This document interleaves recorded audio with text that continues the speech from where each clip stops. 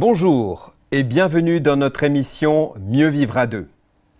Aujourd'hui, nous allons aborder la question délicate de l'infidélité, mais aussi de la confiance. Parce que normalement, quand il y a infidélité, on espère que la confiance et le couple vont pouvoir continuer. Ce module vous est proposé, comme d'habitude, dans une petite série tenue par Antenne Couple. Alors voilà, un couple qui passe par une crise majeure. L'infidélité s'est glissée entre eux comme un mur qui les sépare. Qu'est-ce qu'on va bien pouvoir faire? Qu'est-ce qui d'abord a pu se passer pour que ce couple en arrive là? Des petites disputes, des bouderies transformées en conflits, d'autres choses, des fâcheries qui ont malheureusement dégénéré. Et puis, des choses plus graves, peut-être même des choses qu'on n'arrive pas à dire. Alors finalement, chacun est sorti du cercle de confiance de l'autre. Ça ne s'est pas fait d'un coup, mais petit à petit. Chacun se demande comment est-ce qu'on peut encore faire confiance à l'autre. Et puis chacun a commencé à penser qu'il ne croyait plus en son couple. C'est au début quelque chose d'un peu insidieux, mais ça se glisse ainsi au sein du couple.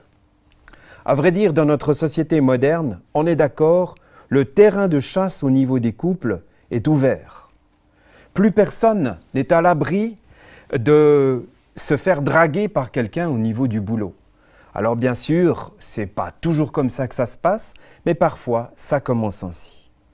Et puis, on le sait malheureusement, l'adultère est vanté pour ses apparentes vertus. On nous dit même que c'est recommandé pour faire durer son couple. En réalité, ce n'est pas vrai.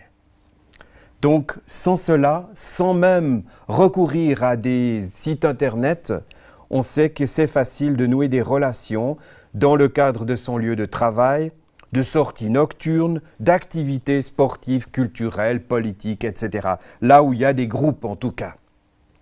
Alors que pense Dieu de tout cela? Dieu dit souvent au couple, « Attends, tu peux encore faire le bon choix. C'est possible, choisis la bonne voie. » Mais vous savez, quelquefois on se dit, Dieu, bon, allez, on le laisse de côté. On ne le consulte pas. Quelquefois, la pente est glissante. Et soudain, c'est là qu'arrive la tromperie. La traîtrise même. On entend ce mot dans les couples où il y a eu de l'infidélité. Alors, c'est la difficile découverte. D'ailleurs, on découvre cela par hasard. En fait, ce n'est pas toujours par hasard. Quelquefois, on installe des logiciels pour pouvoir espionner l'autre. Ou alors quelqu'un, homme ou femme, a fouillé le téléphone de l'autre, son ordinateur, et a trouvé malheureusement une révélation. Alors on va dire quelque chose se brise dans le cœur. En tout cas pour la personne bien sûr qui est trompée, mais l'autre le vit mal de toute façon aussi. Et c'est une énorme déception. Et puis elle est suivie par une tristesse immense. C'est comme si le monde de l'amour s'écroulait à ce moment. Bien sûr, les sentiments n'en restent pas à la tristesse.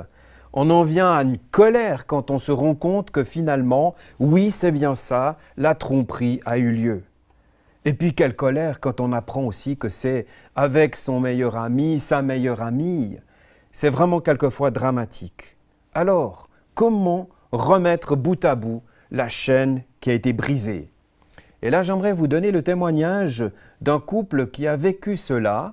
Et ce qui est assez incroyable, c'est qu'ils l'ont vécu chacun de leur côté. En fin de compte, ce couple, petit à petit, avait connu une certaine distance déjà au niveau professionnel. Ils travaillaient chacun de leur côté. Et puis, finalement, chacun avait pris, un amant, une amante. Ils ne se l'étaient pas dit, bien sûr. Mais ça a été découvert. Finalement, ils se l'ont avoué. Et puis, ils allaient se divorcer. Les enfants étaient dans chacun suivi par des psychologues parce qu'évidemment, ils allaient mal. Et donc, ce couple, à un moment donné, a fait une démarche spirituelle. Ils ont rencontré Dieu. Et ce qui est extraordinaire, c'est que chacun a été d'accord de lâcher son amant-amante respectif et revenir dans le couple. Et ça a été un couple fantastique qui a pu redémarrer recomposé, retravaillé leur couple. Ils ont retrouvé leurs enfants. Aujourd'hui, leurs enfants travaillent avec eux. C'est un témoignage vraiment extraordinaire. Mais malheureusement, ça ne se termine pas toujours comme ça.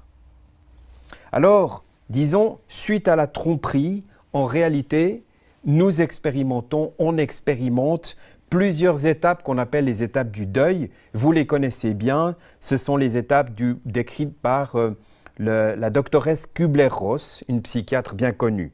Tout d'abord, la stupeur, le déni, quoi, c'est pas possible. Ensuite, la colère, et puis une sorte de négociation. Comment est-ce qu'on aurait pu faire autrement? Mais qu'est-ce qui s'est passé? Je ne comprends pas.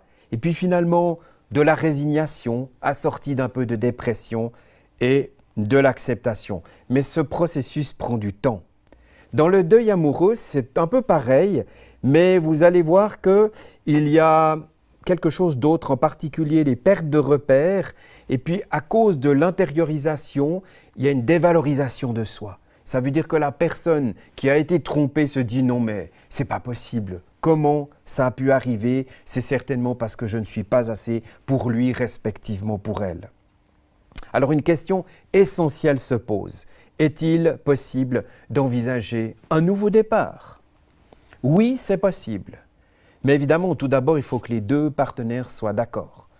Ça a l'air évident, mais en attendant, parfois, il y en a un justement qui a envie de partir. Et donc, c'est difficile aussi pour le partenaire ou la partenaire qui a été trompé de refaire confiance, quant à l'autre, de quitter son domaine de culpabilité, parce qu'évidemment, il a comme une ardoise à payer vis-à-vis de celui ou celle qui l'a trompé. Alors voici donc les conditions d'un redépart pour un couple qui a passé par l'infidélité. Premièrement, il faut prendre des mesures de sécurité. Ça a l'air naturel, mais c'est pas si évident que ça de couper ses relations avec la personne avec qui il y a eu une liaison, et puis ensuite s'éloigner au maximum des lieux et des possibilités de rencontrer cette personne à nouveau. Et en général, ça prend du temps. Voilà, il faut rester vigilant, comme on dit. Ça, ce sont donc les premières mesures. Puis, établir une nouvelle communication. Ça veut dire en fait accepter de parler avec son partenaire, peut-être même aller explorer les jalons qui ont fait que cette tromperie est arrivée, et peut-être même oser parler de situations qui ont mis justement le couple en difficulté. Et puis également, choisir de parler de ses émotions personnelles parce que tout cet élément d'émotion a été enclenché par la tromperie de façon diverse chez la personne qui a trompé et celle qui a été trompée. Troisièmement, il s'agit de vivre une nouvelle transparence. Alors bien sûr, si des messages ambigus arrivent sur le téléphone portable, il est bon de choisir de ne pas les cacher. C'est-à-dire de faire un jeu ouvert, de montrer, au risque évidemment de fâcher son ou sa partenaire, de montrer ce qui nous est arrivé. Au moins, cela offre une certaine sûreté.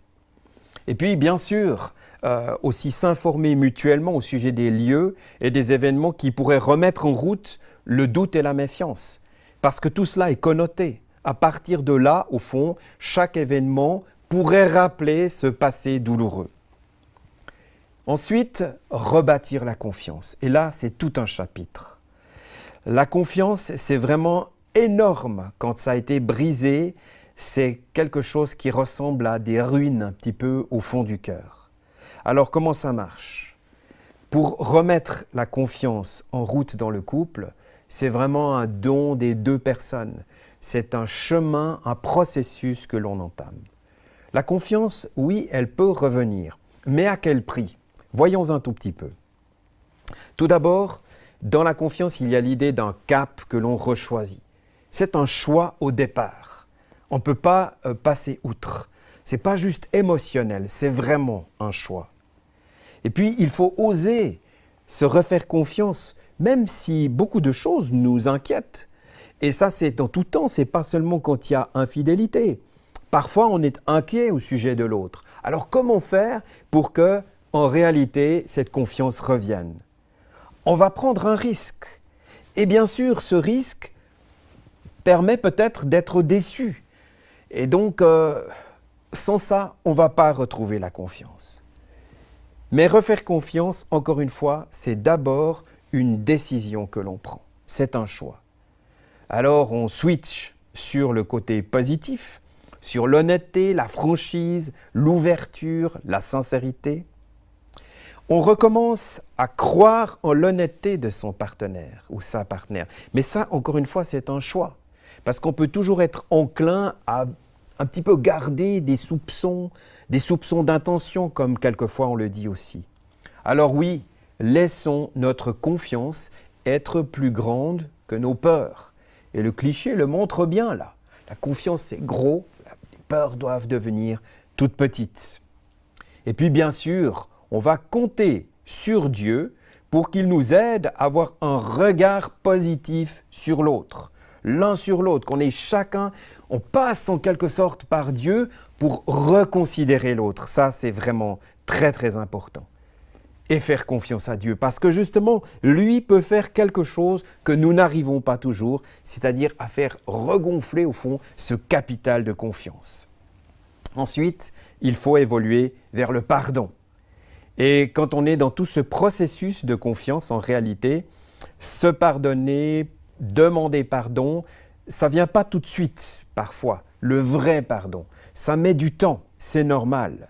Et en fin de compte, quand on est un peu apaisé, quand le temps a passé, c'est plus facile de se pardonner. C'est pour ça que je le mets au fond à la fin du processus, pour éviter qu'on se demande vite pardon et puis voilà, tout est effacé et en réalité, on n'a pas parlé des choses profondes. Voilà, le pardon, Dieu s'y connaît dans ce chapitre. Il nous a offert le pardon en laissant son Fils Jésus-Christ payer nos fautes à notre place. Et quelque part, on peut s'appuyer sur cette vérité profonde et fondamentale pour évoluer vers le pardon. D'ailleurs, apprends à pardonner parce que toi aussi tu fais des erreurs. Bien sûr, dans une histoire de tromperie, il y a toujours un lésé et un offensant. Mais en l'occurrence, on sait très bien que voilà, celui qui n'a jamais péché peut jeter la première pierre. Et en fait, nous sommes tous à certains niveaux, nous avons des degrés de culpabilité. J'aimerais maintenant proposer d'adopter un nouveau style de vie. Alors, par exemple, recommencer à vivre une complicité, repartir sur des bases de complicité, retrouver une sexualité épanouissante. C'est tout un programme, ça a été brisé justement. Donc, comment faire pour remettre en route quelque chose de sain et de bon au milieu du couple? Et puis également retrouver une admiration réciproque. L'admiration, c'est un élément fondamental du couple. Quelquefois, quand l'amour baisse un peu, eh bien l'admiration vient combler cela. C'est à retrouver dans ces moments-là. Apprendre aussi à mettre fin aux disputes rapidement. Les disputes, ça existe dans tous les couples, mais mettre en place des processus pour qu'on arrête avec des bouderies qui n'en finissent plus. Et puis bien sûr, retrouver l'entente après une tension, c'est quelque chose qui permet ensuite de faire confiance justement l'un envers l'autre. Se rejoindre dans les émotions. C'est souvent les émotions qui ont été blessées et qui font que justement on n'a plus confiance. Alors, si on arrive à parler de nos émotions, ce qu'on ressent tout au fond de soi-même, ça permet justement d'aller de l'avant. Un peu de romantisme, c'est pas mal. Et puis de l'humour aussi. Quand même, si l'humour revient, alors on est sur la bonne voie. Puis il y a des choses toutes simples, passer du temps ensemble. Puis si vraiment ça ne va pas, alors une petite séance de conseil conjugal, ça serait peut-être indiqué. En conclusion, oui, la fidélité est possible. Oui, c'est possible de revenir dans un bon état de fidélité. Et si vous n'avez pas vécu l'infidélité, alors restez dans ce cap de fidélité, c'est une bonne chose pour le couple.